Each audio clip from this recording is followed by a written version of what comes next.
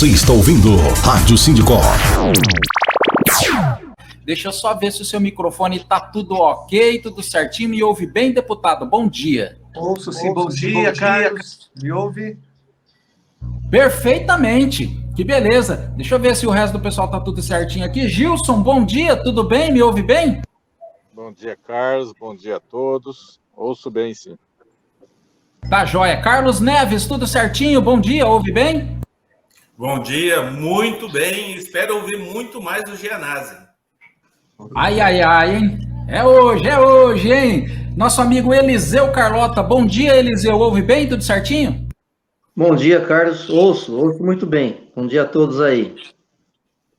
Beleza, não é mesmo? Uma alegria muito grande receber o deputado Carlos Gianazzi aqui na Super Rádio Sindicop. Mas primeiro eu quero parabenizar o deputado Carlos Gianazzi. Não é por mais um mandato, não é mesmo?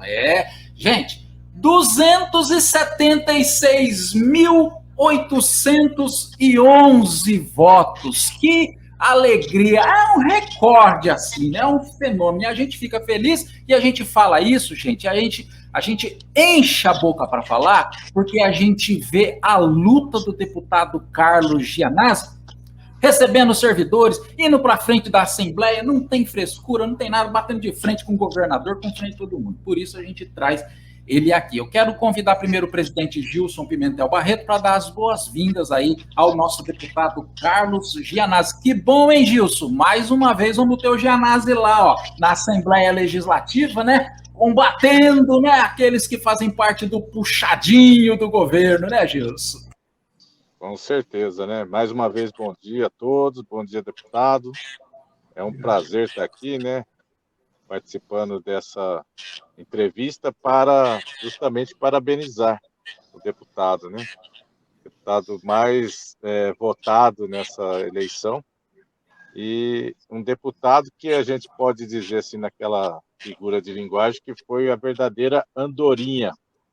O pessoal fala que uma andorinha não faz verão, mas o deputado fez mais de um verão, né? Junto com outros, mas incansável a luta do deputado Gianazzi. Meus parabéns pela votação expressiva, né? O deputado mais votado nessa eleição. E continuo contando com o deputado, assim como colocamos à disposição para que ele conte conosco, né? E na questão principal da entrevista,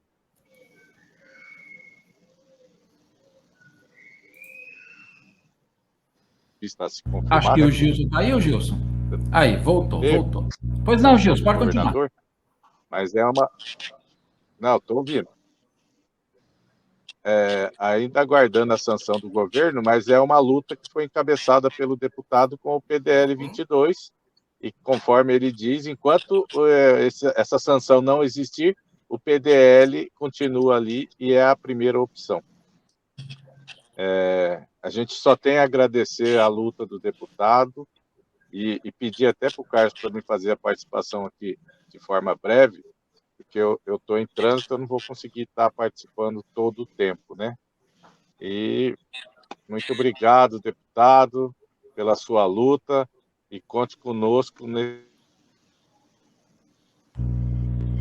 Acho que o Gilson tá no trânsito, né? Acho que tá caindo um pouquinho, mas o Gilson já tinha falado pra gente, deputado, que ele não ia conseguir ficar o tempo todo, né? Já fazendo a participação agora aqui no início, né? Então, deputado Carlos Gianazzi, finalmente, hein? Conseguimos acabar com esse confisco, não é a palavra que o deputado Carlos Gianazzi sempre usou e pegou, né? E nas minhas reportagens aí pelo site do Sindicop, eu adotei essa palavra do deputado. Confisco. E agora conseguimos, através aí deste projeto, né, chegarmos ao fim. Então, a gente gostaria que o deputado Carlos Gianazzi agora use o tempo que for preciso, deputado, o senhor aí trazer as informações para a gente. Queria que o senhor falasse um pouquinho sobre essa articulação aí, né, para a elaboração do PLC 43, né, uma votação que foi, né, deputado, até tranquila, sem entraves, sem discussões, sem briga. Queria entender o que foi que mudou, deputado. Foi a saída, graças a Deus, vá com Deus, do Dória, né? Que gerou um enfraquecimento, né? O Rodrigo Garcia, que se manteve aí, mas que também não tomou nenhuma atitude, permaneceu inerte ali na mesma posição do Dória, não levando para frente o PDL 22, de autoria do Gianazzi, né, que colocava fim a isso. E agora a gente quer entender um pouco, né, como que assim surgiu, de repente, esse PLC, como que está a situação, o que mudou, deputado? Será que é o espírito natalino, o espírito de fim de ano que amoleceu o coração do pessoal que defendia, que queria fazer ali da Assembleia um puxadinho do Palácio do Governo? Fique à vontade, deputado.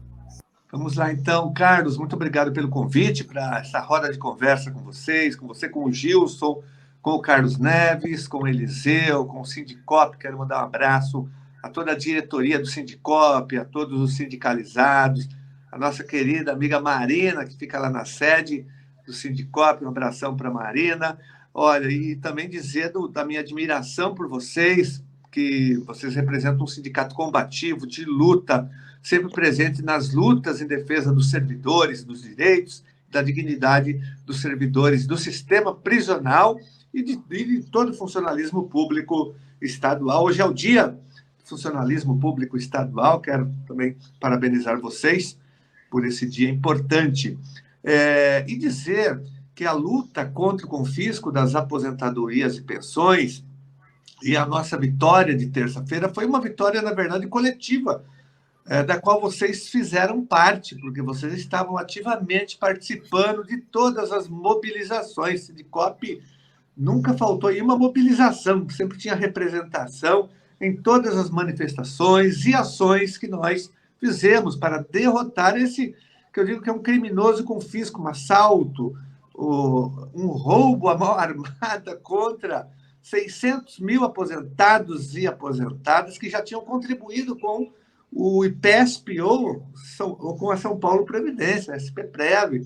Um absurdo que aconteceu, foi um estelionato, foi um golpe contra os aposentados, né, praticado pelo Dória e pelo Rodrigo Garcia, com o decreto 65021, que foi publicado em plena pandemia, no auge da pandemia, com as pessoas morrendo. O Dória publicou o decreto, né, confiscando as aposentadorias e pensões. Imediatamente eu apresentei, 2 dias após a publicação do decreto, eu apresentei o PDL 22, que é o projeto de decreto legislativo para revogar, para anular o decreto do Dória, né? O nosso PDL, ele prosperou dentro da Assembleia Legislativa, ele foi aprovado num congresso de comissões no dia 16 de dezembro, no final do ano de 2020, ele entrou em votação. Olha só, ele foi para o plenário, entrou em votação. O governo, percebendo que seria derrotado, porque os deputados não teriam condições de votar contra um projeto que revogava o confisco. Então, qual foi a artimanha do governo? Falou, o PDL do Gianazzi vai ser votado, não vai ter quórum, já tinha quórum, e nós teríamos os votos. Então, o Carlão Pignatari, que na época era o líder do governo, ele não era o presidente da Alesp, ele era o líder do governo. Ele usou uma forma regimental, um artifício, para tirar o projeto de votação no momento da votação. Ele apresentou emenda de plenário, isso é possível de ser feito. Para fazer isso, ele precisou de 19 assinaturas, é o mínimo para apresentar a emenda de plenário. E o projeto, quando isso acontece, o projeto volta para as comissões. Ele usou essa tática. Na verdade, não é o projeto que volta, é a emenda que tem que ser depois aprovada nas mesmas comissões onde o PDL já tinha sido aprovado. Isso atrasou bastante a nossa luta, porque daí o governo se preparou. O que ele fez? Ele dificultou ao máximo a tramitação dessa emenda para segurar o PDL 22 e, ao mesmo tempo, ele barrou todas as outras iniciativas dos outros deputados. Porque depois o meu foi o primeiro PDL, o 22, e ele furou o cerco, ele prosperou. Agora, os outros nem passaram pela Comissão de Constituição e Justiça, eles estão todos estancados lá. Por isso que o PDL ele foi a grande ferramenta, o grande instrumento da luta dentro da Assembleia Legislativa, porque foi o único que foi aprovado pelas comissões. Os outros foram todos estancados, estão lá ainda, não tem nem parecer, nada, nenhum deles, nenhuma outra iniciativa de nenhum deputado passou pela Comissão de Constituição e Justiça. Então, o único instrumento que nós temos era e continua sendo, eu vou explicar porque é o PDL 22. Aí, a partir de uma ampla mobilização feita por vocês, enquanto entidades representativas, de pressão para que a emenda do governo prosperasse, e também aí tem um dado importante: nós não podemos nunca deixar de reconhecer a importância do tuitaço, ou dos tuitaços que foram feitos durante todo esse período, 2 anos de intensos tuitaços que foram organizados pelas aposentadas e pensionistas, as mulheres, que foram as grandes protagonistas desse tuitaço, porque como elas não podiam sair durante a pandemia, até porque era risco de vida, ninguém saía de casa, questão do isolamento, e então elas conseguiram dominar a ferramenta do Twitter, aprenderam, fizeram oficinas e mais oficinas, ensinaram outras aposentadas, e esse movimento ganhou uma capilaridade em todo o estado de São Paulo, e elas começaram a tuitar, a questionar os deputados, o governador Dória, depois o Rodrigo Garcia, a imprensa, os jornalistas, e isso foi ganhando um vulto tão grande, né, que resultou na aprovação dessa lei. Tanto é que agora, vocês perceberam, quando começou a campanha eleitoral, todos os candidatos ao governo do Estado foram obrigados a se posicionar em relação ao confisco. Eles eram indagados o tempo todo pelos jornalistas. E aí, Haddad, você vai acabar com o confisco? E aí, Tarcísio? E aí, Rodrigo Garcia? Todos eles eram cobrados. Né? Vocês lembram disso? O Rodrigo Garcia, ele sempre tirava o corpo fora. No início dizia, não é impossível, né? Isso tem tem um déficit orçamentário muito grande, mais de R$1 trilhão. Ele mentia o tempo todo, não é possível. Aí ele foi afrouxando aos poucos, ele foi cedendo, a tal ponto de dizer, antes das eleições, antes de ser derrotado na eleição, ele dizia, eu vou, no ano que vem, eu vou resolver isso para uma parte, na verdade, uma pequena parte. Ele dizia que ia liberar o confisco, revogar só para quem ganhava até R$ 3.400. São 600 mil servidores aposentados. A faixa desse valor representa apenas 100 mil. Então, ele deixaria ainda 500 mil servidores, né? Mesmo assim, ele fez isso, falou com ressalvas. Os outros foram se posicionando contra o confisco nos debates, nas entrevistas. Tanto é que os jornalistas já estavam falando, olha, nós estamos sendo aqui, as nossas caixas de e-mails, os posts que eles recebiam, eram muitos cobrando, né?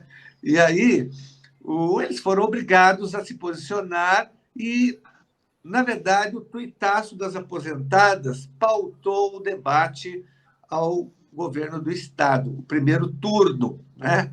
Então, isso foi fundamental. Sem os tuitaços, nós não conseguiríamos aprovar a lei. O que acontece? Após as eleições, Rodrigo Garcia foi derrotado, o PSDB está derrotado, né? Está praticamente, historicamente, sepultado. Acabou o PSDB. Essa é a grande verdade, né? Essa talvez tenha sido a nossa grande vitória do funcionalismo público, a derrota do PSDB. O Tucanistão acabou praticamente, não tem mais nada em São Paulo, né? Eles vão ser coadjuvantes, uma linha auxiliar de quem agora estão sendo linha auxiliar do Tarcísio. Essa é a verdade, né? Estão apoiando o Tarcísio, enfim, mas o Tarcísio esconde, ele tem vergonha, né, de falar que ele não coloca o Rodrigo Garcia no palanque, é um apoio envergonhado, assim, porque tira voto, inclusive, dele.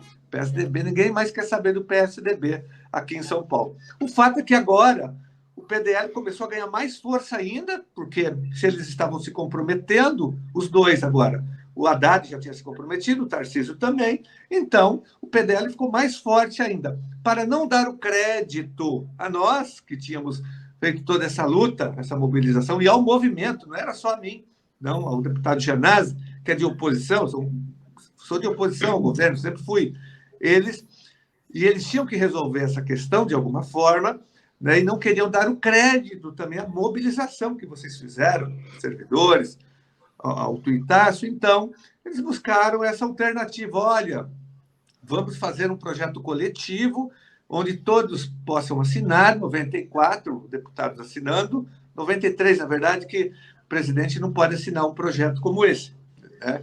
E aí, com acordo com o governo, com acordo de sancionar, e eles me consultaram, logicamente, eu falei, não tem problema nenhum, desde que acabe o confisco, eu não quero a autoria, eu abro mão da autoria. Eu sempre disse isso lá atrás, né? Lá atrás. Agora, o PDL, o que aconteceu?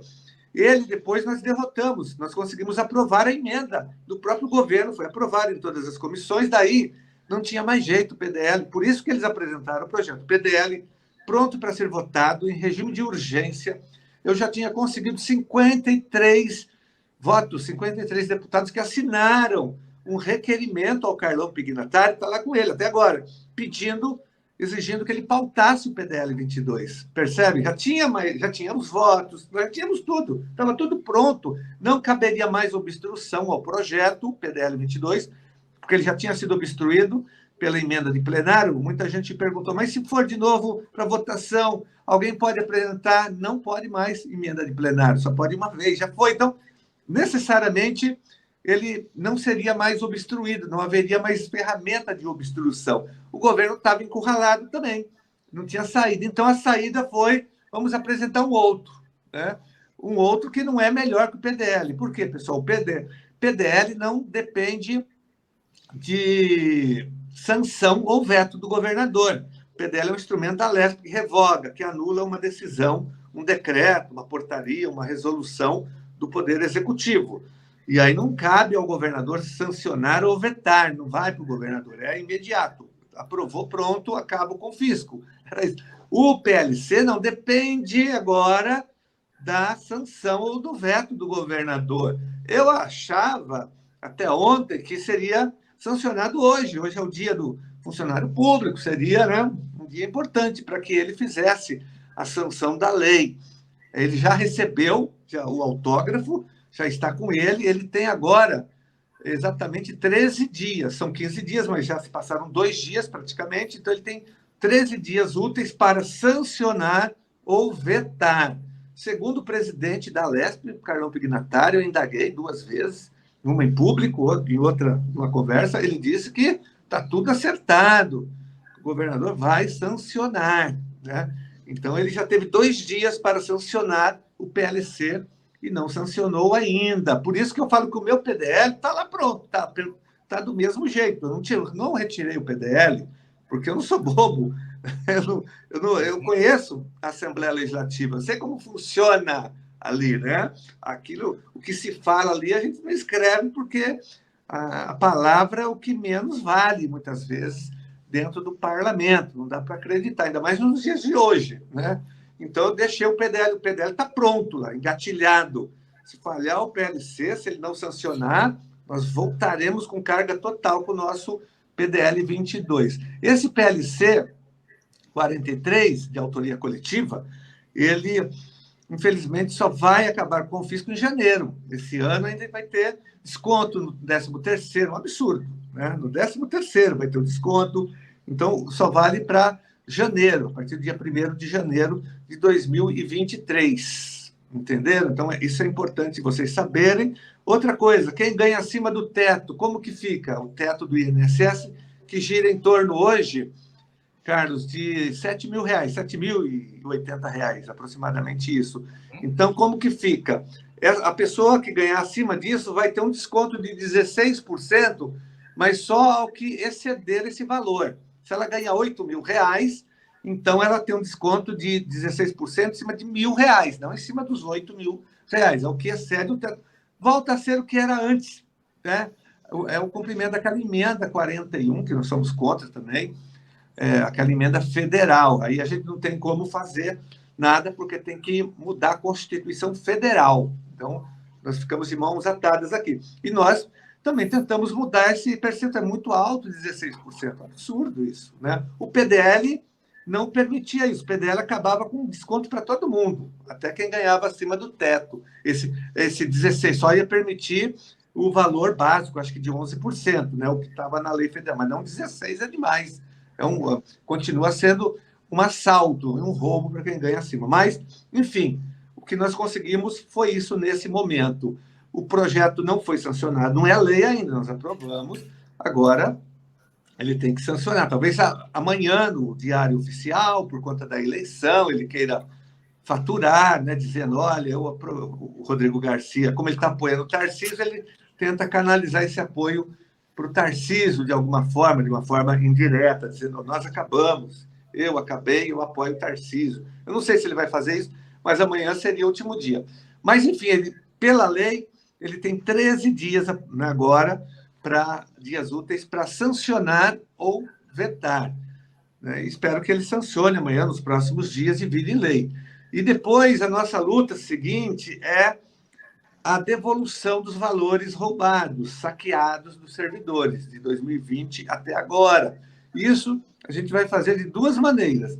Né? A primeira luta, dentro da LESP, eu já tenho um PLC lá, que é o PLC número 1 de 2021. Já pensei nisso lá na frente, tem que devolver. Mas no PDL, não dá para devolver. PDL só tem uma função. PDL, ele revoga, ele anula uma decisão, ele não pode impor mais nada, porque não é lei, entenderam? Tem PDL lá que colocou devolução, não adianta, isso não existe, é ilegal. Né? Então, não fiz no PDL, porque não é inconstitucional. Então, o que eu fiz? Eu apresentei um PLC, um projeto de lei complementar, número 1, de 2021, lá em 2021, que devolve os valores confiscados. E também apresentei agora, no orçamento, vai ter votação do orçamento agora no final do ano, o orçamento já chegou na LESP, as emendas já estão sendo apresentadas, eu apresentei a emenda número 1, inclusive a primeira emenda ao orçamento de 2023 é a minha, é a número 1, que já faz a previsão, reserva um valor para devolução desse confisco, já em 2023. Então, nós preparamos tudo já, nos antecipamos para essa segunda parte da luta. Assim que chegar janeiro, aí a gente trava essa luta pela aprovação, porque não pode ser agora ainda, por conta não está valendo a lei ainda, né? Ela tem que ser sancionada, enfim. E depois, medidas judiciais, né? Daí nós vamos estudar também com advogados, com juristas, com procuradores, qual o melhor caminho jurídico para judicializar. Vamos trabalhar no legislativo e no judiciário uma forma de devolver, que o governo devolva o dinheiro confiscado. Então, eu fiz um resumo rápido, mas abro aqui para vocês perguntarem, né? Falei aqui o básico para vocês. Tá certo. Que orgulho, hein, gente? Ter o deputado Carlos Gianazzi aí, né? Sempre à frente defendendo os servidores.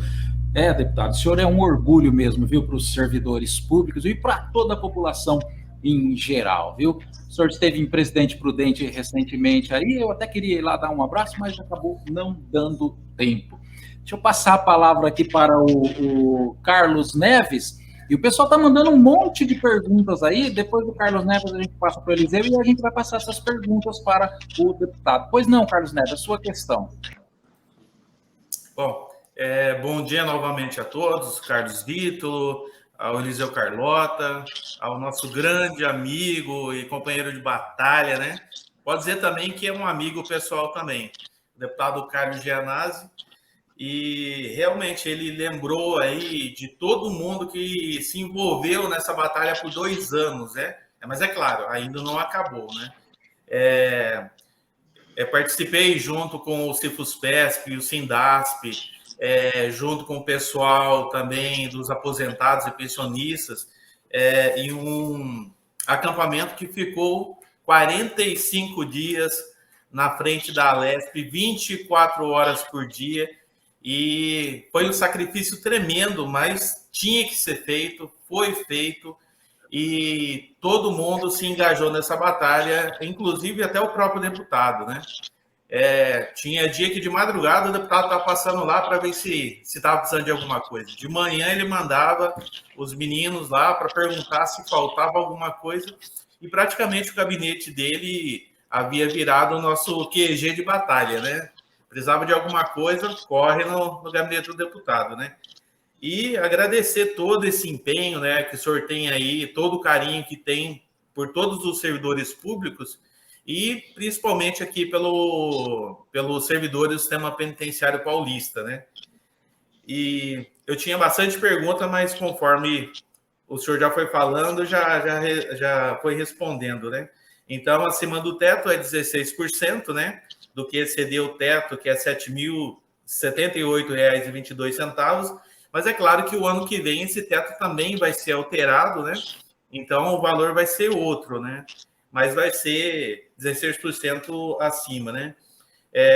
Como o deputado já falou também, já tem um projeto para devolução, já tem uma emenda para a previsão orçamentária de 2023, mas é claro, né, deputado, provavelmente esses valores poderão ir para precatório, esses valores de devolução?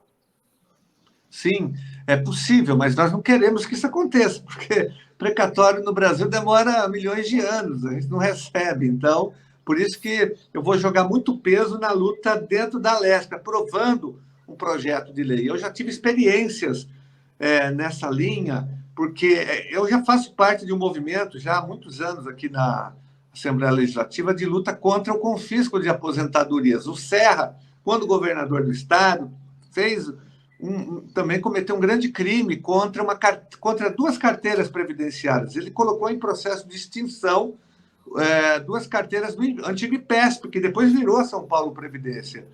E ele aprovou na Alesp, eu votei contra, eu cheguei sozinho, eu e o Raul Marcelo, que era deputado na época, só nós dois votamos contra um projeto do Serra, em 2009, extinguindo uma carteira previdenciária de 40 mil trabalhadores e trabalhadoras do direito e de 10 mil cartorários que trabalhavam em cartórios. Aí nós fizemos toda uma luta, fomos ao Supremo Tribunal Federal, entramos com o Madin, enfim. Mas aí, em 2018, nós conseguimos, com a nossa pressão, obrigar o governo a apresentar um projeto de lei devolvendo o dinheiro que eles tinham contribuído. Porque eles tinham contribuído, os advogados do IPESP, e não tinham recebido nada, né? Não tinham direito à aposentadoria, não tinham nada. Aí nós conseguimos, para não virar precatório, que o governo devolvesse o dinheiro. O projeto foi aprovado na Alesp e eles receberam pelo menos uma parte do dinheiro. Falta uma outra parte, mas uma parte eles já receberam. Então, é mais rápido quando é pelo processo legislativo. Por isso que a gente vai jogar peso. Eu já fiz a reserva, a emenda está lá. Tudo é né? PLC número 1 de 2021, emenda ao orçamento número 1. Então, é fácil de guardar. Então, essa é uma luta importante. Agora, no judiciário, a gente sabe que demora. Então, é melhor ganhar no legislativo para ser mais rápido. Mas é uma luta agora prioritária para nós, a devolução dos valores não confiscados, mas roubados e assaltados pelo Dória e pelo Rodrigo Garcia. E isso mostra cada vez mais a importância, a presença do servidor público, seja de qualquer secretaria dentro da Assembleia Legislativa, e principalmente nas lutas, né, deputado?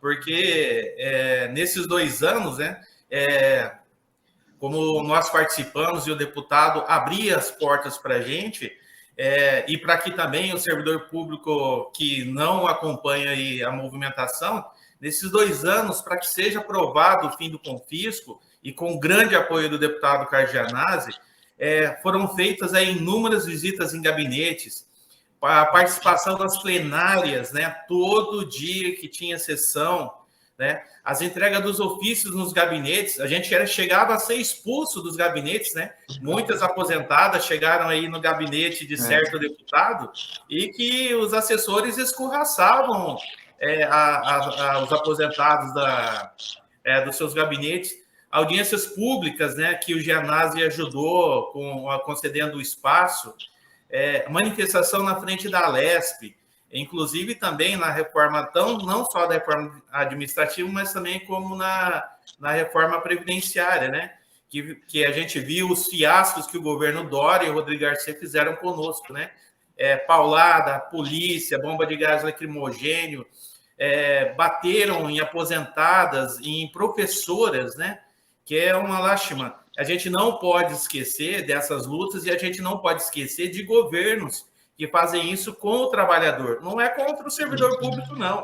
É contra qualquer trabalhador, retirando direitos e, principalmente, tirando, né, do serviço público a possibilidade de continuar trabalhando para o bem da sociedade, né? Também teve o acampamento na frente da Alesp, né, que o Sindicato do Sistema Penitenciário participaram, organizaram e tiveram aí o apoio dos aposentados e pensionistas também. E ali criou-se uma grande linha que a gente vê que na hora que está tudo bem, as pessoas preocupam-se consigo próprio, mas na hora que a coisa fica feia, a melhor coisa é se unir e trabalhar pelo bem comum. As senhoras do tuitaço, né, que fizeram um arraso, né? E também o ataque nas redes sociais dos deputados, né, que votaram a favor desses escárnios, né? Nas redes sociais, principalmente dos deputados, né? E os nossos filiados também, né? Mas além disso tudo, deputado, como o senhor vê agora na próxima gestão da Assembleia Legislativa esse perfil dos deputados, né? E sobre essa questão dos direitos trabalhistas, né? O senhor vê alguma diferença na próxima legislatura do que nessa daqui? Ou seja, tem alguma diferença positiva, tem mais diferença negativa, principalmente para aprovar projetos que são contra os servidores públicos e o serviço público? Olha, Neves, eu queria só concordar com você, né? Essa gestão do Dória e do Rodrigo Garcia foi, sem dúvida, uma das piores de todos os tempos, porque nunca os servidores foram tão atacados e nunca a gente perdeu tantos direitos e que foram conquistados por nós, né? Eu falo por nós porque eu sou diretor de escola pública, eu sou um funcionário público, sou um professor da rede pública de ensino, enfim. Então, eu sou um servidor com mandato, né, popular na Alesp. Então, me incluo nisso. A gente perdeu muito. Você falou, reforma da Previdência que nos prejudicou, impondo com fisco, reforma administrativa. Nós perdemos até a falta abonada. Nós perdemos que era um direito conquistado por nós em 1968, no Estatuto do Funcionalismo Público. Até isso o Dória tirou o reajuste do adicional de insalubridades, perdemos tudo, extinguiu a SUSEM, o Instituto Florestal, o Instituto Geológico, o Instituto Botânica, aumentou a contribuição do IANSP para 3% para quem faz 59 anos, um absurdo, nós fomos massacrados por esse governo. Agora, nós tivemos algumas vitórias, poucas, mas significativas, né? Essa foi a maior. Acabar com o fisco foi a maior vitória que nós tivemos, sem dúvida nenhuma, né? E ela envolveu todo o funcionalismo público, todas as entidades, enfim. Mas vocês do sistema prisional também conseguiram impor algumas derrotas ao governo, principalmente contra a privatização dos presídios, que era uma bandeira do Dória. E, graças à mobilização de vocês, né, houve um recuo, o governo não conseguiu privatizar os presídios, ele privatizou tudo, menos os presídios, né? E graças à mobilização de vocês. E mais uma, vocês conseguiram, através do acampamento, que você citou muito bem, aí entra a força do movimento, né?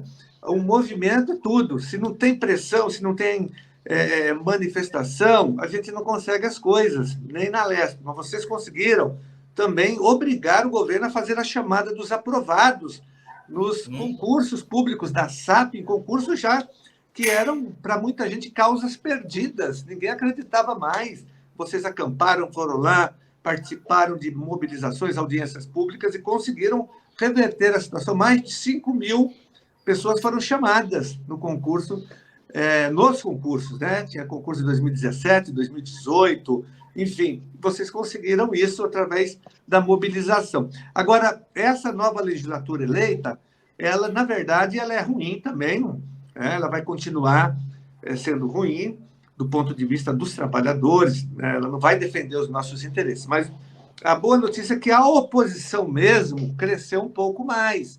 Hoje, praticamente, na oposição mesmo, mais forte, ideológica e política, nós temos apenas 15 deputados hoje, né?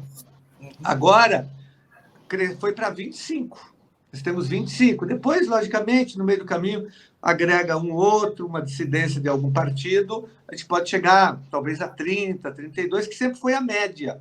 Quando eu fui eleito a primeira vez, em 2007, fui para o 5º mandato agora, eram 28 ou 29 de oposição. Éramos esses partidos de oposição, mais o Major Olímpio, que não era né, de um partido de oposição, o partido dele era da base, mas ele era oposição, então ele vinha com a gente. O Major Olímpio era um grande aliado nosso, né? Muitas vezes eu ficava apenas com ele, o Major Olímpio e eu, né, na oposição. Olha só. E agora daí a oposição foi perdendo espaço, chegou agora até 15. Foi a pior legislatura. Agora cresceu um pouco mais, chegou a 25, pode chegar, vamos imaginar, a 30. Isso ajuda bastante, né? Mas vamos continuar tendo que pressionar, viu? Pressionar bastante a Assembleia Legislativa, porque ela só funciona quando é pressionada. Ninguém acreditava na luta que nós poderíamos derrubar o confisco. Né? Até virou chacota. As pessoas falam, o Gianazzi só fala desse PDL 22, todo dia ele vai na tribuna. Eu cheguei nos últimos 3, 4 meses, o que eu fazia? Eu abria o meu pronunciamento, porque todo dia eu vou para a tribuna, praticamente. Né? Então, o que eu fiz? Eu jogava eu dava o meu espaço para os aposentados e aposentadas falarem. Eles faziam vídeos, eu colocava, como tem esse mecanismo, então eu abria, colocava 2, 3 por dia, às vezes um, dependendo do tempo, abria, falava do PDL, da luta contra o confisco, e dava voz. Daí o aposentado pedia para os deputados. Isso incomodou bastante os deputados, porque não era mais o Gianazzi falando. Agora os deputados apareciam no telão, na TV Alesp, né? Eu subverti. E nesse final agora de campanha, a Alesp estava um deserto total, não tinha nem número para abrir sessão, mas mesmo assim, aí eu abria sozinho a sessão e colocava os aposentados como presidente da Alesp. Eles falavam no telão, as pessoas entendiam, mas como? Então nós subvertemos ali a Alesp nesse sentido. E isso ajudou bastante. Isso nos até o último dia eu estava fazendo isso. Na sexta-feira, que antecedeu a eleição do primeiro turno, estava lá, estava todo mundo em campanha, não fui para as ruas nesse sentido, eu não abandonei o plenário, sempre fiz isso, viu? Eu fui vereador, nunca saí do plenário em época de eleição, ficava mais lá cobrando e denunciando. E as pessoas todas fazendo campanha, o Gianazzi está ferrado, não vai se eleger, está preso lá na Lesp, não tem nada na Lesp, não tem deputado, não tem movimento, mas nós fomos até o fim, e, enfim, isso ajudou também a derrubar o confisco. Aí, estamos falando com o deputado Carlos Gianazzi, aqui na sua Super Rádio Sindicop. Você que acompanha pelo aplicativo da Rádio Sindicop, se quiser também, pode acompanhar pelo YouTube e pelo nosso Facebook também, viu? Bom, minha gente, lembrando também uma outra vitória importante, não é que o deputado Carlos Gianazzi foi fundamental, foi finalmente a aprovação da Polícia Penal, né? Que ainda tem a continuidade, né? E que tudo surgiu lá quando o deputado Carlos Gianazzi também reuniu as instituições, né? Para se criar, elaborar ali, né? O seu projeto. Aí o deputado Gianazzi pressionando, a mesma coisa do PDL 22, né? A hora que pressiona, e o governo foi lá, fez... Mas tá tudo certo, né, deputado? O deputado sempre falava, eu quero mais é que seja aprovada a Polícia Penal, né? O deputado sempre falava isso. Nosso amigo Eliseu, pois não, Eliseu, a sua participação aqui com a gente.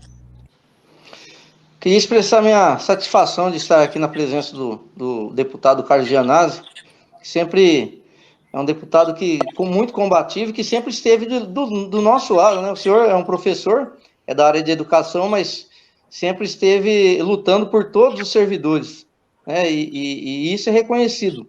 Eu rodo as unidades e o pessoal fala muito bem do senhor. Então, é uma satisfação enorme, tá? E, deputado, o senhor lembrou aí da questão da insalubridade, que não tem nada a ver com um assunto aqui, mas que ontem, o pessoal, ao saber que eu participaria dessa live, pediram para perguntar para o senhor com relação a essa PLC 26, que foi uma espécie de mini reforma administrativa do Dória, né? E que nos afetou nas abonadas, né? praticamente tirou nosso direito de gozar da licença-prêmio, porque desconta, né? E também, o que eu acho muito grave também é o que o senhor citou aí, a questão de não ter reajuste mais na insalubridade, né? O que, se nada for feito, se não mudar nada, daqui uns anos nós nem perceberemos mais isso aí nos nossos vencimentos. Aí o pessoal perguntou dessa questão, querendo saber se existe assim, algum movimento, assim, alguma providência para o judiciário nessa questão. Então, é uma pergunta que eu tenho para fazer para o senhor. Olha, Eliseu, você citou num ponto crucial, que foi essa mini reforma administrativa. O Bolsonaro tentou fazer a reforma, não conseguiu, que é a PEC 32. Vocês lembram disso? Vocês foram, né, a Brasília, fizeram a movimentação contra a PEC 32, que faz uma reforma administrativa no Brasil inteiro, que é devastadora para o funcionalismo público. A PEC 32 acaba com concurso, acaba com a estabilidade, acaba com o quinquênio, com tudo, com licença-prêmio. Ela é um dos maiores ataques. Ela não foi aprovada por conta da resistência dos servidores. Mas Exato. A gente tem que tomar cuidado que o Arthur Lira, que é o presidente da Câmara dos Deputados, disse que pretende, nos próximos dias, pautar a PEC 32. Então, os servidores devem ficar atentos. Se ele fizer isso, aí, gente, é o fim do funcionalismo público. A gente vai perder muito mais do que... E ela afeta também nós, que somos já da carreira. Não é só quem vai entrar, né? É quem já está também. Tem vários ataques. Então, essa do Dória foi mais realista do que o Bolsonaro. Ele pegou e fez a reforma contra nós. Essa que foi o PLC, que você citou muito bem, lembrou até do número, porque foi um pesadelo aquilo para nós, aqui no estado de São Paulo. O PLC 26, que virou lei, foi aprovado, nós votamos contra, obstruímos. Eu, por exemplo, apresentei depois, para tentar ajudar nisso, um PLC para trazer de volta a falta abonada. Ele está tramitando lá na Assembleia Legislativa. Agora, nós também judicializamos, entramos com uma representação no Ministério Público, para o MP entrar com uma ADIM, porque vai ter que ter uma ADIM, na verdade, para revogar.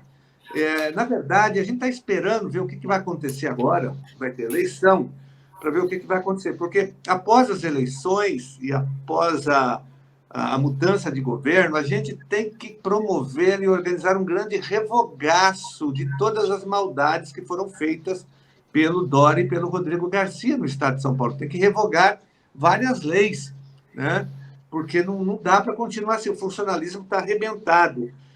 Então, o que nós defendemos é uma revogação de todas as maldades feitas pelo Dória. Uma nós já conseguimos, que é o fim do confisco das aposentadorias. Sim. Eu acho que a gente vai caminhar agora nessa direção, né, de reconstrução do funcionalismo público.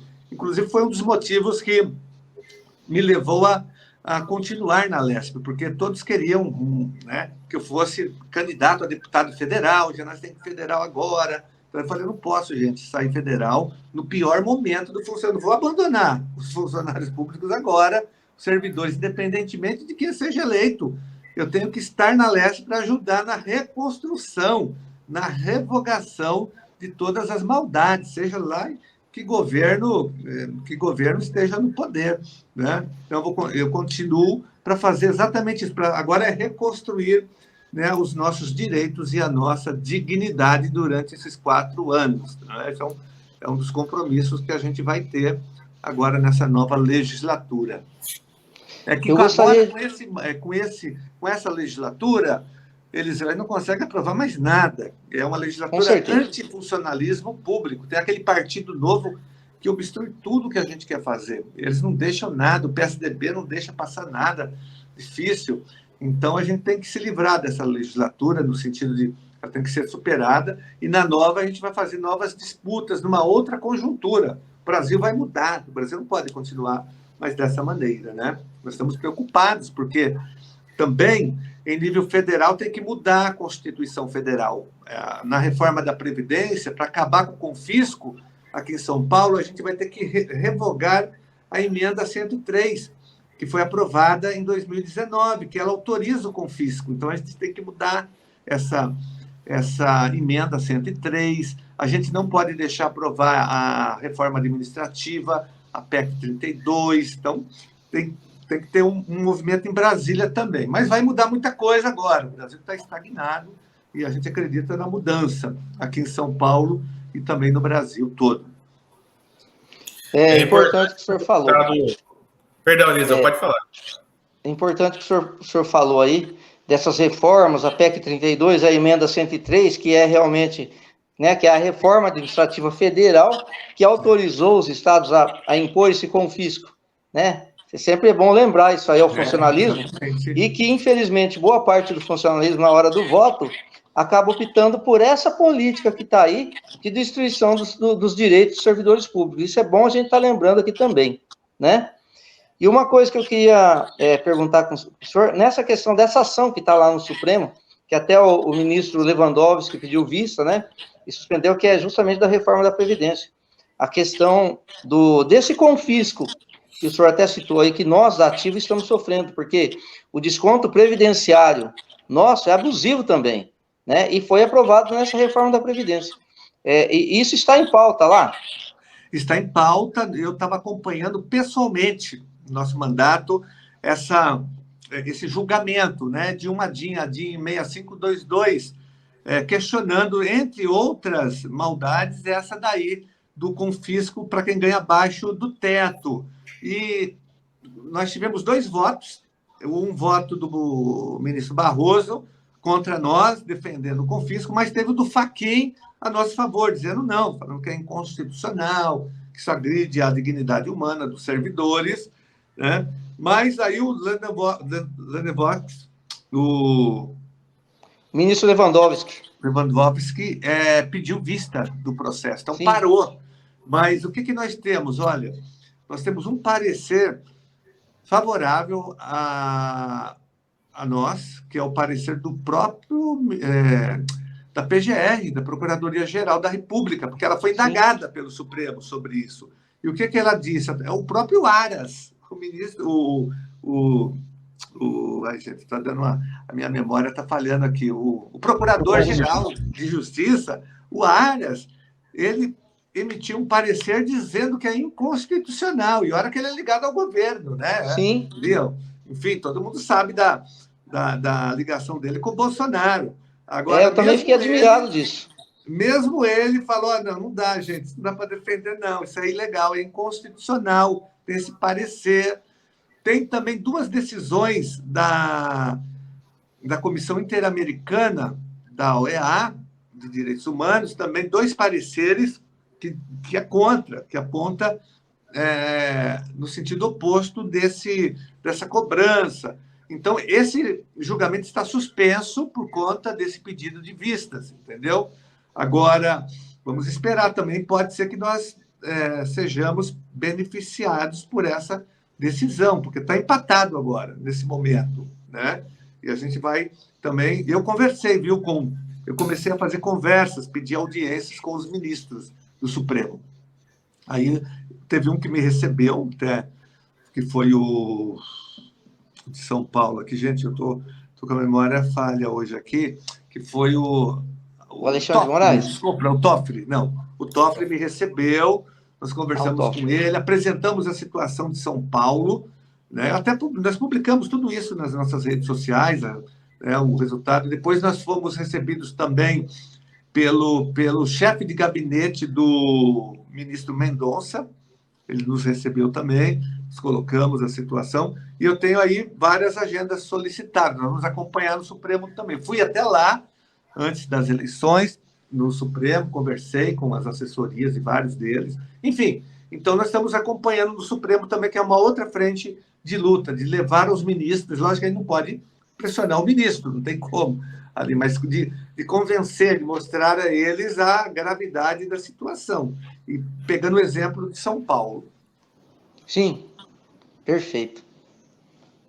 Tá certo. Deixa eu pegar carona aqui na pergunta do nosso amigo Pedro Luiz. O Pedro Luiz, deputado, sabe como é que é, né? A gente fica sempre com o pé atrás, né? Ele fala, será que realmente o governador vai sancionar para cessar o confisco em janeiro? E aí vem aquela questão, né, deputado? Ele pode sancionar, ele pode vetar, ele pode sancionar parcialmente, né? Caso isso ocorra, eu queria que o senhor falasse para a gente quais são os passos, o que deve acontecer, mesmo porque a gente fica preocupado, porque assim, se ele não sancionar amanhã, quer dizer, domingo tem eleições, vai saber como que vai ser essa sanção dele na semana que vem, né, deputado? Exatamente. Olha, vamos ao seguinte cenário. Se ele não sancionar durante o prazo aí de 15 dias úteis, já faltam só apenas 13 dias, o que acontece? Se ele não fizer nem sancionar e nem vetar, o projeto volta para a Assembleia Legislativa e automaticamente, aí não tem saída, a Assembleia Legislativa vai promulgar, vira lei. Se ele se omitir, a própria Assembleia Legislativa ela tem essa prerrogativa, ela vai promulgar e vira lei, independente da vontade dele.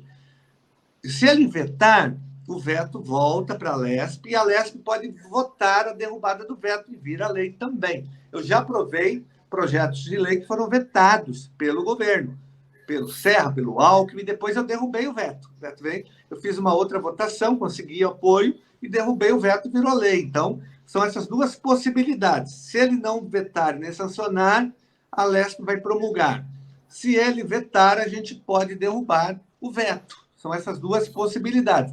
E a terceira possibilidade, se a LESP não derrubar o veto, a gente volta com carga total com o PDL 22, que está engatilhado, gente. Está prontinho ali, está na mesa.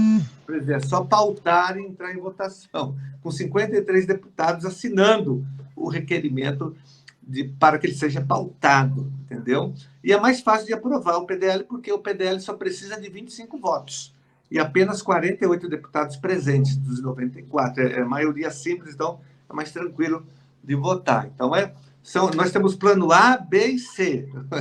Entenderam? O plano A é ele não vetar nem sancionar, e aí a LESP promulga. Plano B, ele veta, a gente derruba o veto. Plano C, PDL de volta, porque está lá, não retirei o PDL. Tem que retirar, não vou retirar, calma aí. Eu preciso de uma garantia, eu não vou retirar o PDL 22, calma aí. Não é? E nem precisa, ele pode ficar lá durante 30, 40 anos, 1000 anos, que não vai atrapalhar ninguém, ele fica ali engatilhado. Aliás, esse PDL 22, ele recebeu mais de 350 moções de apoio de câmaras municipais de todo o estado de São Paulo, veja bem, que foram aprovadas nas câmaras municipais, pedindo para que ele seja aprovado. Foi o PDL que recebeu, em toda a história do Poder Legislativo, que já tem 180 anos, o maior número de moções de câmaras municipais. Ou seja, mais da metade do estado de São Paulo se colocou a favor do PDL 22. Está tudo lá no sistema, vocês entraram lá, PDL 22, lá, né, os anexos, estão todas lá.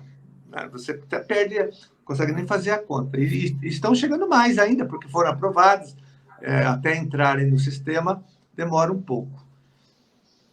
Tá certo. Gente, nós já estamos com 1 hora aqui, né, de programa. A gente sabe que o deputado também tem outros compromissos. Deputado, eu queria trazer um outro assunto aqui, se o senhor falasse um pouquinho para a gente, porque é de extrema importância para os servidores, não é?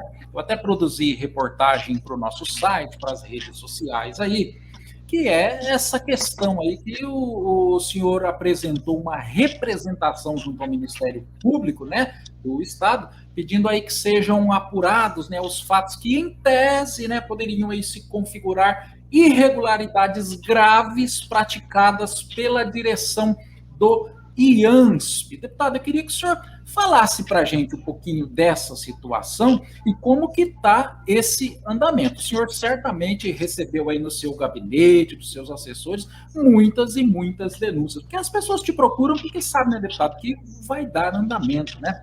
Queria que o senhor falasse um pouco disso aí para a gente, por gentileza, deputado. Olha, muito importante você tocar na questão do IANSP, Carlos, porque ontem, inclusive, nós tivemos um ato lá na frente do IANSP, do Hospital do Servidor Público, das entidades, né, do funcionalismo, em defesa do IANSP. O que eu fiz já desde 2007, quando eu assumi o primeiro mandato, eu já venho fazendo fiscalizações, diligências no IANSP, acionado o Ministério Público Estadual, venho acionando o Tribunal de Contas, fui até mesmo à Organização Mundial da Saúde, entreguei um dossiê falando da gravidade da situação do IANSP, como que o IANSP trata, né, os seus próprios servidores. E agora, mais recentemente, nós tivemos uma vitória importante no sentido que o Ministério Público Estadual acatou uma representação que eu fiz e abriu agora uma ação civil pública. Olha só, importante, nunca houve isso assim, né, no TJ, no Tribunal de Justiça agora, sobre as terceirizações que estão ocorrendo já há um bom tempo no IANSP. Tudo está sendo terceirizado lá, tem mais de 20 empresas terceirizadas dentro do IANSP. E agora chegou-se ao ponto de terceirizar até a enfermagem e até a contratação de médicos. Os médicos do pronto-socorro do Hospital do Servidor Público são agora todos terceirizados, são contratados por uma empresa, a qualquer, ganha uma licitação. As enfermeiras também, não só do pronto-socorro, de vários setores, fora os laboratórios e outros segmentos do IANSP, sobretudo lá do hospital, do HSPE. Então, essa ação civil pública, ela proíbe, ela diz que não pode terceirizar, tem que fazer concurso público para médico, para enfermagem, para o pessoal técnico, para o pessoal administrativo, tem que acabar com isso, porque você, quando vai no hospital, você quer que o médico seja um médico de carreira, um médico daquele hospital, para que você depois, quando volte, encontre aquele médico de volta. O que está acontecendo lá no IANSP?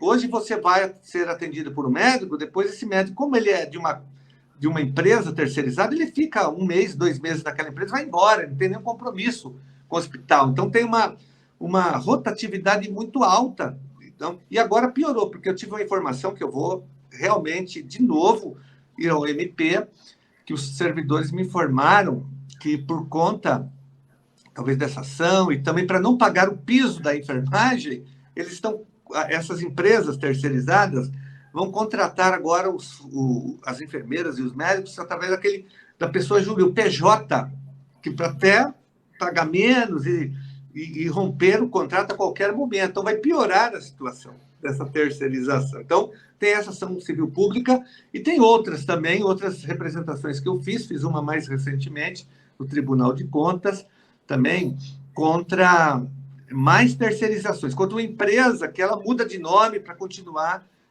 sendo a favorita nas aberturas de licitações. É um absurdo o que acontece no IANSP, e a nossa grande luta no IANSP é para que haja convênios em todo o interior paulista. Gente, dos 645 municípios, apenas 173 têm algum tipo de atendimento. Os servidores estaduais estão abandonados no interior paulista, na Baixada Santista, na Grande São Paulo. Muitos se deslocam de Presidente Prudente, lá de Rosana, de Apiaí, de Ribeirão Preto, de Bauru, para irem lá no HSPE, ter uma consulta, ficam naquela fila, ficam lá expostos, gastam com passagem de ônibus, com gasolina, com pedágio, com hotel, tem que ficar, né, de um dia para o outro. É um absurdo o que acontece, porque não tem convênios, os convênios são rompidos, porque o IANSP não paga corretamente, dá calote nas Santas Casas, nos hospitais regionais. Eu fui em vários municípios e visitei várias Santas Casas. Eu falei, vocês têm convênio com o IANSP? Não, o IANSP dá calote, não pagou, tem dívida aqui de R$500 mil, paga mal, não queremos mais saber do IANSP, porque o IANSP não dá para trabalhar, ele paga mal e dá calote. Era o que eu mais ouvia dos gestores das Santas Casas, hospitais regionais, clínicas, laboratórios. Então, não dá. E tem que ter investimento no IANSP. O governo lavou as mãos, ele não dá mais dinheiro. Não dá sua cota parte patronal, né? Você contribui com 2% ou com 3%, então o governo tinha que dar 2 ou 3 também. Isso não existe.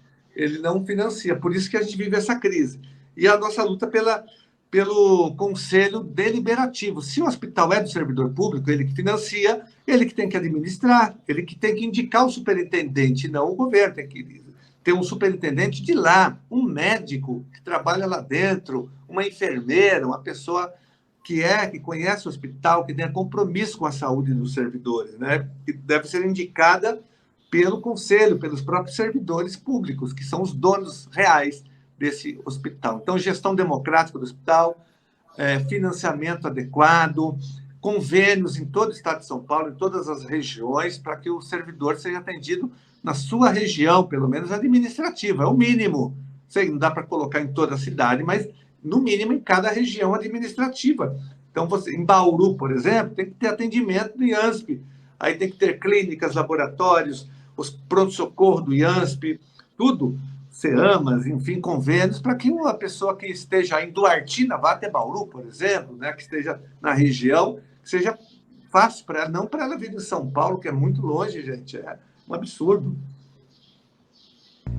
Não é fácil não. Aqui em Presidente Prudente mesmo, o senhor Rodrigo Garcia veio, né? Fez toda aquela coletiva de imprensa. Eu estava na frente dele, fui à coletiva de imprensa. Ele falou: olha, problema da Santa Casa de Prudente, estamos resolvidos, já conversando, tá tudo certo.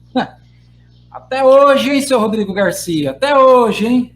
Sabe, Carlos, sabe que eu estava nesse evento, mas não lá dentro, né? Estávamos fazendo um protesto lá fora, o Sindicop estava, né? Nós estávamos lá fora fazendo um protesto contra o confisco das aposentadorias e pensões.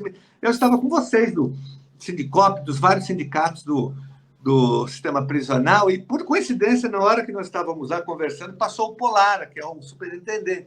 Ele falou, eu não sei se vocês estavam, quem que estava do Sindicop, mas eu nunca... Ele falou assim, Janazzi, resolvemos, Presidente Prudente agora vai ter convênio, aí você não vai poder falar mais mal ele falou do IANSP, eu não falo mal do IANSP, eu faço uma crítica para vocês melhorarem. Não, agora aqui você não vai poder falar mais nada, agora nós resolvemos, eu vou anunciar lá com o Rodrigo Garcia lá dentro.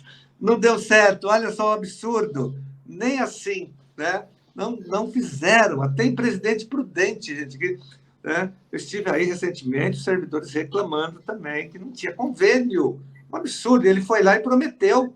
Eu estava lá naquele dia em que ele estava distribuindo tratores, ambulâncias, viaturas, máquinas agrícolas, reuniu lá 50 prefeitos, vereadores, lotado ali, né?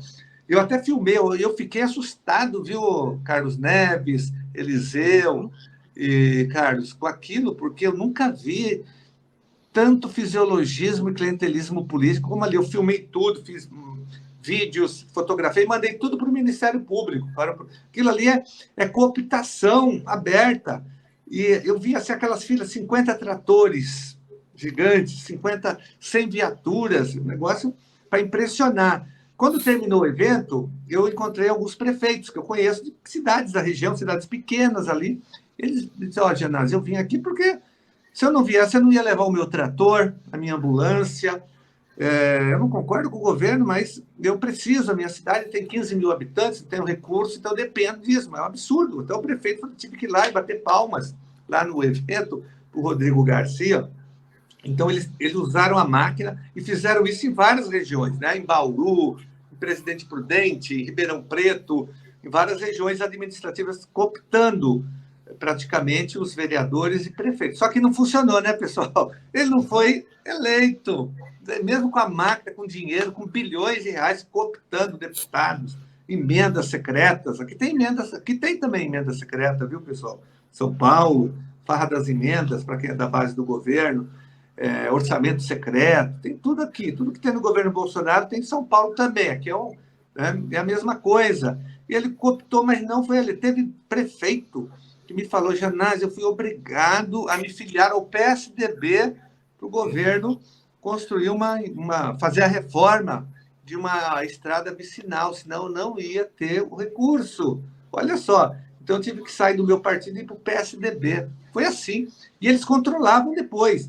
Esses prefeitos que eram da base, ou que tinham aderido por necessidade, eram obrigados a divulgar as coisas do governo. Eles tinham um gabinete lá também do ódio, no Palácio dos Bandeirantes, que ficava fiscalizando o que o prefeito postava nas redes sociais, o secretário da Educação, o secretário tal.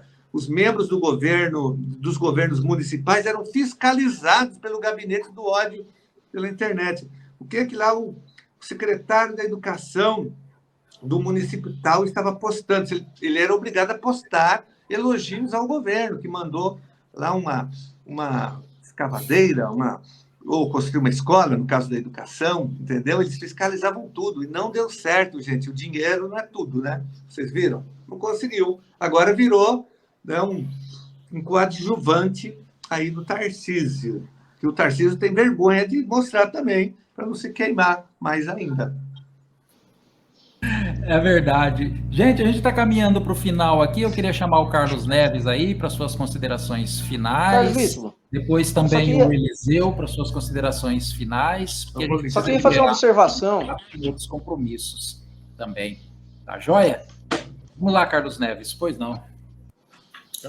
Ô, Eliseu, você já pode. Eu vou fazer a consideração, aí quando você for fazer a consideração, você já aproveita. Não, eu só já. queria ver a questão do som, que está chegando muito baixo para mim aqui. Eu não sei se é aqui ou é aí o problema. Quase que não estou ouvindo. É isso que eu quero. Não, tá normal o som aqui, tá bem com volume. Eu estou ouvindo bem aqui, para mim está bem. Para mim, né? Então, estou ouvindo mal, mas estou ouvindo. Pode falar, Você está Carlos. onde, Eliseu? Em que cidade você está? Em Bauru? Eu estou encerrando, deputado. Ah, tá Aqui... longe, então. Está encerrando a Ribeirão Preto, né? Perto de Ribeirão Preto. Bom, o deputado, antes de eu fazer a minha consideração, vou só questionar uma pergunta que estão me perguntando aqui.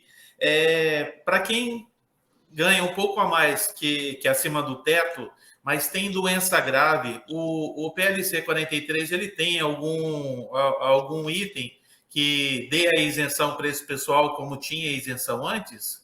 Não tem, porque o PLC ele só tem um artiguinho ali, praticamente falando, ele só revoga, né, praticamente o confisco, então ele deixa muita coisa no ar. Muitas coisas a gente vai ter que fazer consultas agora. Assim que a lei for sancionada, a gente vai fazer consultas, porque ele não versa sobre outros temas, como esse daí fica no ar também. Então vai depender da interpretação, mas ele não mexe com isso, entendeu? Então, Perfeito. A gente vai ter que esperar um pouco a lei ser sancionada para ver como que ela vai ser aplicada na prática. Mas nós vamos questionar o governo em relação a todos esses temas que não estão na lei. Perfeito. Muito aposentado perguntando. E eu só queria dar um alerta aí para quem é servidor público, para quem é trabalhador, né? Principalmente. Porque não é que é servidor que não é trabalhador, né? Por mais que a sociedade veja de uma forma diferente, mas quem tem privilégios não é o pessoal que trabalha, né? Quem tem privilégio não é quem está aqui embaixo prestando serviço à sociedade, prestando serviço ao público, né? Porque a saúde, a educação, assistência social não chega na sua casa através de empresa. Ele chega através do servidor público. É aquele servidor que tem compromisso com o trabalho que ele faz, que ele tem compromisso com a vida das pessoas, que ele tem compromisso com o futuro da sua comunidade, do seu município e do seu estado também, né? E todas essas lutas acontecem, por quê? Porque você confiou um voto num deputado, né? Porque você, trabalhador, confiou a sua filiação a uma entidade sindical que luta por você e luta pelos seus direitos, mas nem o deputado e nem os sindicatos ou associações, qualquer que seja a entidade, não vive sem você. A luta acontece quando todos estão juntos. Então não adianta ficar no sofá ou ficar na rede social criticando, sendo que você não participa dessa luta. A gente se empenhou muito e continua se empenhando, principalmente pelo idoso, pelo aposentado e o trabalhador. Por quê? Com o desconto da Previdência para os aposentados, o aposentado tinha o consignado que já pegava ali a cota que ele podia utilizar para empréstimos, né? O consignado já tirava essa parte de 30%, 35% já. Quando veio o desconto dos aposentados, o que aconteceu? Na folha de pagamento começou a vir aí 800, 900, 500 reais, só que o consignado, ele foi para o débito em conta do trabalhador, do aposentado. Então, o aposentado acabou ficando com 50%, 45% do seu provento para poder sobreviver. E esse foi o pior escárnio com o ser humano, tá? Ele não foi contra o eleitor, ele foi contra o ser humano. E é difícil a gente ver as pessoas da sociedade que não conhecem como é o servidor público, acham que está ganhando demais. Não, não é assim. Todos que trabalham, eles têm o direito ao seu provento, né? E o empenho está aí.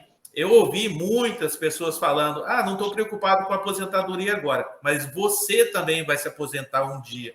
Então, a luta não é só do pessoal do aposentado, também é o da ativa.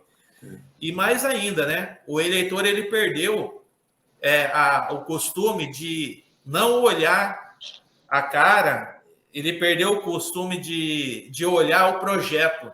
Então, hoje eu vejo o eleitor assim, vou votar no fulano porque isso, eu vou votar no Pertano para aquilo, mas não olha o projeto de lei.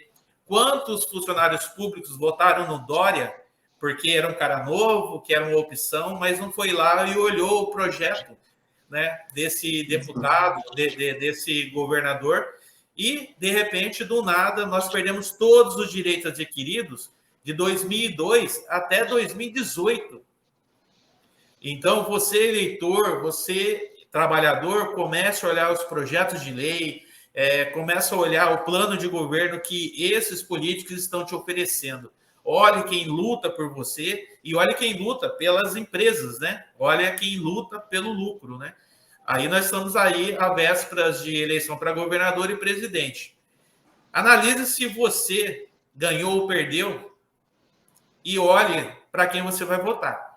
Isso vai fazer a diferença. Votou errado, vai ser privatizado o seu setor, você vai perder 25% do seu salário, tá? E vai acabar com o funcionalismo público. Só isso. Sindicato e deputado que apoia você não faz nada sozinho. Não adianta votar para que seu setor seja privatizado, você ser extinto do serviço público e depois cobrar dos sindicatos e dos deputados de apoio aí que resolva o seu problema. Então, a atenção nossa é muita. E também o seu voto tem um peso muito grande na sua vida e na vida da sociedade, né? E quero agradecer em nome do Gilson, né? Pimentel Barreto, presidente do Sindicop, tá? Quero agradecer ao senhor também em meu nome, em nome de todos aqui do Sindicop, tudo que tem feito pelo servidor público, tudo que tem apoiado nosso trabalho na LESP, nas conversas que a gente tem de última hora. Agradecer o seu gabinete também, que é um pessoal fantástico ali, não temos nada a reclamar de ninguém, sempre estavam disponíveis, né? O Souza também, né? Fantástico o rapaz, né? E espero que o senhor tenha mais oportunidade de estar conosco aqui, né? E a luta está aí. Vamos lutar, né? Contamos aí com um grande deputado, né? Se Deus quiser, federal na próxima, né? Um dia presidente, quem sabe, né? Porque a gente tem que apoiar quem nos apoia. Não adianta apoiar o seu carrasco, né? Janazzi, muito obrigado, tá? Espero que Deus proteja o seu trabalho, a sua vida, tá? Na Assembleia Legislativa, porque a gente ainda tem muita luta a partir de 2023. E agradecer também aos nossos filiados, aos nossos ouvintes, né? Vai lá, Eliseu. Até fazendo por o que o Carlos acabou de falar, é bom sempre lembrar que, muitas vezes, certos direitos que nós perdemos é resultado das nossas opções lá atrás, nas urnas. Então, é muito importante essa consciência na hora de votar. Infelizmente, eu sempre digo que, a partir de 2013 para cá, com todas aquelas movimentações que tiveram lá, movimentações que prestaram um grande desserviço à política, porque a partir dali não foi só feito um movimento de antipetismo, que é uma coisa que marcou aquela época, mas também um movimento de demonização da própria política. E num país onde a maior parte da população é despolitizada, não existe essa cultura de conscientizar as pessoas da importância das instituições, da importância de estarmos elegendo um representante que realmente vai dar continuidade nas demandas que a população precisa. Isso as pessoas não conseguem entender. E aí as pessoas acabam, quando vem algum movimento que acaba demonizando a política, acaba prestando esse desserviço. E as pessoas acabam votando errado, votando mal, votando até em aventureiro, né? Votando em gente que depois se elege em cima disso, mas que lá, a hora que ele está lá no parlamento, ele vai votar em projetos que acabam prejudicando até essas próprias pessoas mesmo, né? Quantas pessoas não elegeram esses deputados, e hoje eles votaram, né, a favor de reforma trabalhista, a favor de reforma da Previdência, né, onde muitos vão morrer e não vão se aposentar. Muita gente não parou para pensar nisso, né? Aquelas pessoas que votam também daquele deputado já tradicional da região dele. Nós temos aqui na região de Ribeirão Preto um exemplo claro, que é um cacique, é o principal cacique do MDB, e que ele é eleito em todas as eleições, né? Pela região toda aqui, né? Pessoas pobres votam nele, trabalhadores. Mas ele votou pela reforma da Previdência, ele votou pela reforma trabalhista, né? E essas pessoas não se dão conta disso. Então, pegando carona no que o Carlos falou, só para lembrar, deputado, nos anos 70, surpreendentemente, no período militar, existia uma matéria escolar que chamava OSPB, acho que o senhor lembra bem, né? Organização Social e Política Brasileira. Eu fui professor dessa matéria, sou formado em História. Depois eu sempre falo sobre essa matéria, OSPB, Educação Moral e Cívica, né? Eu dava aula dessa matéria. Então, mas é polêmico isso, viu? Essa matéria, ela cumpriu um objetivo, ela foi colocada pelos militares justamente para cumprir uma função política e ideológica de dominação de classe, mas aí é outro debate que a gente pode fazer aqui no outro momento. Exato, e realmente ela tinha um objetivo mais para a política da época. Isso. Mas, assim, o que eu quero dizer é que pelo menos nas escolas tinha, assim, pelo menos a noção para dar para as crianças já saber como que era a estrutura das instituições, do Senado, do Congresso em si, né? Que é uma coisa que não se ensina mais, as pessoas crescem hoje sem saber, sem entender esse tipo de coisa. E ajudaria numa politização para que as pessoas acabem até votando melhor, sabendo escolher melhor seus representantes. É isso que eu quero dizer. Mas é isso, deputado, eu também só queria expressar aqui minha satisfação de ter a presença do senhor hoje na nossa Rádio Sindicop aqui, e mais uma vez enaltecer o trabalho do senhor em favor de todos os servidores. Tá? Só tenho a agradecer. Pois não, deputado Carlos Gianazzi, aliás, hashtag Gianazzi governador, viu? Quero agradecer a sua presença. Pois não, deputado, as suas considerações finais. Só para finalizar, então, primeiro agradecer o convite de fazer essa conversa com vocês nessa manhã de sexta-feira. Talvez seja a sexta-feira mais importante da história do Brasil, que ela antecede a eleição, praticamente, de domingo, que é um dia importante para nós. A gente pode mudar os rumos de São Paulo e do Brasil, né? Quero agradecer muito e, novamente, dar o meu testemunho aqui da importância do Sindicop. Sindicop é um sindicato fundamental e essencial na luta em defesa dos servidores do sistema prisional. Eu vejo, eu acompanho, e vocês são parceiros de muitas lutas. Vocês falaram, a PEC da Polícia Penal também foi uma vitória importante da categoria, né, de vocês, que foi aprovada. Agora, a nossa luta aqui na LESP vai ser pela regulamentação, tem que regulamentar a PEC, senão não adianta nada, né? Entendeu? Só ter a PEC lá de enfeite.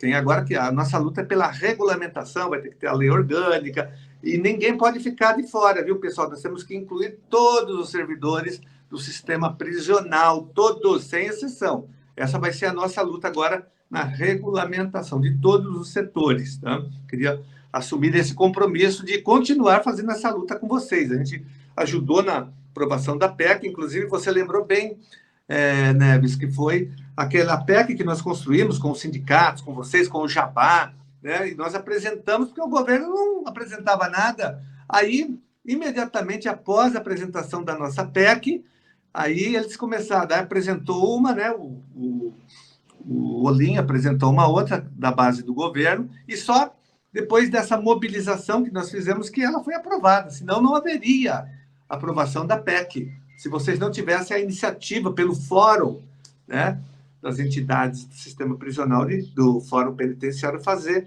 essa PEC, que é a nossa, a número 1, inclusive, né, que pauta, às vezes a gente apresenta um projeto de lei, ele nem é aprovado, mas ele pauta o governo corre atrás. Pô, eles apresentaram, não pode. Gianazzi apresentou, o movimento apresentou. Não, vamos apresentar uma nossa do governo. Aí eles correm atrás do prejuízo. E a gente ganha. Eu já fiz isso, a licença maternidade. que foi aprovada em 2008, governo Serra ainda, eu tinha apresentado a PEC. Antes dele, fiz audiências públicas, fiz um movimento na Lesp fortíssimo. Daí o Serra percebeu, aí ele apresentou a PEC. Aí o governo vai, Genasi, você ajuda a aprovar? Retira a minha. Retira não, deixei lá, né? Mas tem que aprovar essa daí. Aprovou a licença maternidade hoje de 6 meses, né? Para servidoras públicas do Estado de São Paulo. Foi um movimento ali, começou na Lesp. Então, às vezes, um projeto de lei, mesmo não sendo aprovado, ele cumpre esse papel de pressão, ferramenta, né, de pressão. E a PEC da Polícia Penal foi também dessa maneira. A luta contra o confisco foi fruto da luta em torno do PDL 22. Então, eu só quero agradecer vocês, parabenizar pela luta, dizer do nosso compromisso de continuar lutando junto com vocês, independentemente do que aconteça na eleição. Eu quero agradecer também, gente, aproveitar a oportunidade, as pessoas que votaram em mim, acreditaram no nosso trabalho, não só votaram, mas ajudaram também na campanha, confiam no nosso trabalho em defesa dos servidores, dos direitos e da dignidade de todos os servidores. Eu sou da educação, mas nosso mandato já é um mandato de todo o funcionalismo público estadual. E sempre estarei junto com vocês aí do sistema prisional, independentemente de qualquer coisa. Eu tive assim, a honra, né, e o orgulho de ter sido um dos deputados mais votados do Brasil, não só para estadual. A nossa votação de estadual superou a dos federais, inclusive. Dava para eleger uns 3 federais com a votação que eu tive. Ela foi muito expressiva. Então, eu estou aqui entre os 11 deputados mais votados do Brasil. Não é de São Paulo, não. Do Brasil inteiro. Né? Tirando, logicamente, esses que tiveram 1 milhão de votos, esses aí, Suplicy, Boulos, Ricardo Salles, Zambelli, e aquele menino de Minas, depois é a nossa. A nossa é a 10ª, mesmo dos federais nós ganhamos, entendeu? Porque foi uma votação muito expressiva. Ninguém teve, como Genasi teve essa votação, porque é luta, é mobilização, e foram vocês. Então, eu quero compartilhar essa vitória eleitoral e política com todos vocês. É uma vitória do funcionalismo público do Estado de São Paulo. Não é minha, é de vocês, né? As pessoas que batalharam. Eu já tinha sido, na eleição passada, o deputado mais votado da Assembleia Legislativa. A gente só tinha perdido para a Janaína e o Mamãe Falei, que foi cassado. Aqui em São Paulo, eu fui o segundo mais votado do Estado. Só perdi para o Suplicy, mas o Suplicy não vale, né, gente? O Suplicy é uma entidade. Mas da Lesp eu fui o mais votado. Então, pela segunda vez consecutiva, em 2018, eu fui o mais votado da Assembleia Legislativa. E agora, de novo, da Assembleia, eu fui o mais votado e o segundo mais votado do Estado. Em 2003, eu fui o terceiro do Estado, porque tinha a Janaína, que foi aquele fenômeno do bolsonarismo, né? E o Mamãe Falei também, que todo mundo viu quem era o Mamãe Falei, foi cassado, né? E agora o segundo mais votado do Estado. Mas é isso, quero agradecer muito e dizer que nós vamos continuar a luta. Olha, e você colocou muito bem, o Eliseu, o Carlos, a nossa preocupação, gente. Não pode votar no nosso algoz. Né? Tudo bem, você pode ter uma posição ideológica, tem que tomar cuidado com o sentimento antipetista. Eu não sou petista, gente. Eu sempre, nos 13 anos do governo do Lula e da Dilma, eu fui oposição, mas oposição crítica, né? Não oposição selvagem, porque eu queria que avançasse mais. Eles não avançaram do ponto de vista que nós queríamos. Não teve reforma educacional, não teve reforma agrária, queria avançar mais, né? Agora nós regredimos muito, gente. Então, olha, o que nós perdemos? Nós estamos ainda com o...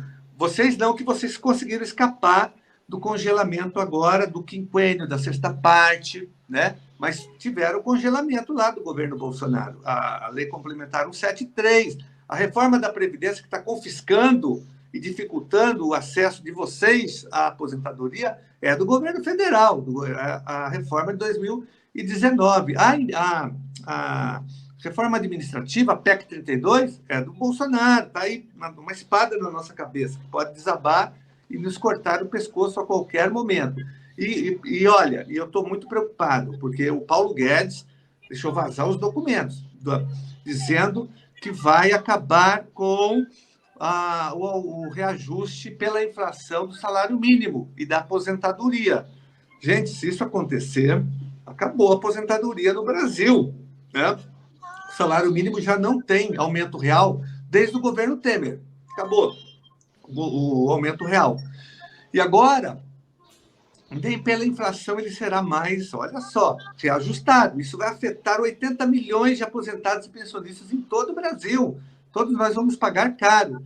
Ele disse também, agora vazou o documento, aquele estudo, tá lá, é documento público do Ministério da Economia, dizendo que não vai ter mais abatimento. Quem consegue no Brasil, são poucos, mas consegue pagar um convênio médico ou uma escola particular e abate no imposto de renda, não vai ter mais esse abatimento, vai tirar esse abatimento. Isso é altamente preocupante, né? Então, nós podemos entrar numa grande era de trevas após as eleições. E nós somos críticos, eu não sou petista, minha gente, eu sou crítico também, eu sou do PSOL, mas olha, a situação está tão grave no Brasil que, de um lado, você tem a democracia, a reconstrução do Brasil, com várias forças políticas que se organizaram, e, do outro lado, né, a barbárie. Então, nós temos lado, né? Nós vamos votar contra a barbárie, contra a continuação desses ataques aos servidores. E que, se esse setor for eleito, minha gente, com todo respeito, eu respeito a posição de todo mundo, mas você que é funcionário público, cuidado, você vai dar um tiro no pé. Vocês lembraram bem, o Dória foi prefeito aqui, nós avisamos, gente, o Dória arrebentou a prefeitura de São Paulo, atacou os funcionários públicos e foi eleito pelo interior, pelos funcionários públicos do interior que votaram no Dória contra o Márcio França, vocês lembram? No segundo turno. Aí ele, olha o que ele fez em São Paulo. Eu falo para vocês que o mesmo vai acontecer agora, gente. O Tarcísio, ele representa essa política do arroxo. Ele vem com essa pauta neoliberal, Estado mínimo, e de ataque aos servidores, com apoio agora do PSDB. Isso que é o pior, nós vamos enfrentar esse grupo político de Brasília aqui, do Rio de Janeiro, mais com apoio do Rodrigo Garcia. Olha só a gravidade, nós vamos ter que enfrentar aqui 2 setores contra o funcionalismo público. Então, pense aí, você que é funcionário público, sistema prisional, respeita a sua oposição, mas avalie bem o que você vai fazer, porque senão a gente vai ter outro Dória aqui. Aconteceu isso, gente, aqui na Prefeitura de São Paulo, quando o Maluf era o prefeito e ele bancou o Pita. O prefeito Pita era do Rio de Janeiro, não era daqui. Gente, o Pita destruiu a cidade de São Paulo, né? Quase foi preso, foi afastado do governo, só teve casos de corrupção, destruição da cidade de São Paulo. Todos se lembram, o governo Pita. Pita era do Rio de Janeiro, Maluf trouxe ele, como não tinha reeleição, ele bancou o Pita. Foi um desastre, foi o pior governo da história de São Paulo, foi a gestão Celso Pita aqui em São Paulo. Então, cuidado, São Paulo, não vamos cair de novo nessa ladainha de trazer alguém de fora que não conhece São Paulo, né? É grave essa situação, não podemos, né? Então, eu prefiro cobrar o Haddad, que a gente vai ter problemas também, viu? Não vai ser um mar de rosas, não. E eu estarei, gente, cobrando em qualquer situação. Já fui oposição ao Lula, a Dilma, ao Haddad aqui em São Paulo, e vou continuar sendo. Ao Bolsonaro, ao Dória, ao Fernando Henrique Cardoso, a minha função é cobrar, eu quero conquistar, né, direitos e a dignidade para os servidores públicos, independentemente de quem esteja no governo estadual. Mas eu jamais votaria no Tarcísio e nunca no Bolsonaro, porque daí é pior ainda. Então, é isso, minha gente. Muito obrigado, viu, por essa conversa aqui nessa manhã de sexta-feira. Um abraço para vocês. Tá aí, valeu, deputado Carlos Gianazzi, muito obrigado por sua participação. O Eliseu e o Neves permanecem mais um pouquinho comigo. Obrigado, deputado. Até mais. Até logo, gente. Obrigado, deputado. Carlos, um abraço. Eliseu, Carlos, meu Com Deus também. Até logo. Meu Brasil, Brasil.